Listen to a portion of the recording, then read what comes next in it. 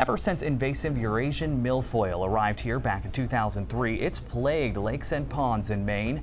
Just one plant chopped by a boat propeller can lead to spread and infestation. News Center Maine's David Guilford got on a boat today to check in on one of Maine's most popular lakes that's fighting an uphill battle this summer. Cobbosseecontee Lake is a gem. Bordering 5 towns and featuring 4 public boat launches, its winding coves are accessible to all. One of the wonderful things and the challenging things about Lake Cobbosseecontee is its access to the public.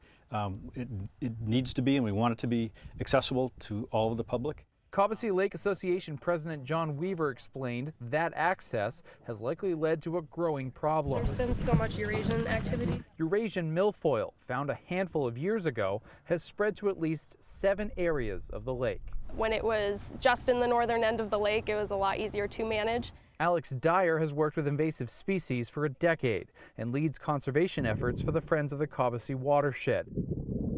She directs teams of surface spotters and divers to find and literally root out the plant, which chokes out other life around it. Dive weeding is hard work. Lake associations have debated for years whether to use chemical herbicides.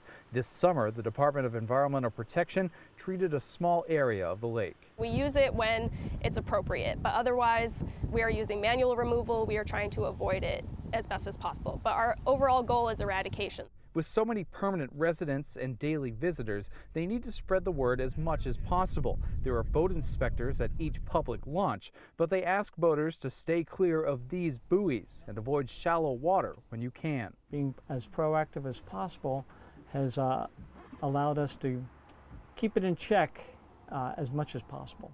They're fortunate to have landowners with resources and desire to drive the plant out, because if it keeps spreading, no one will be able to enjoy this special place.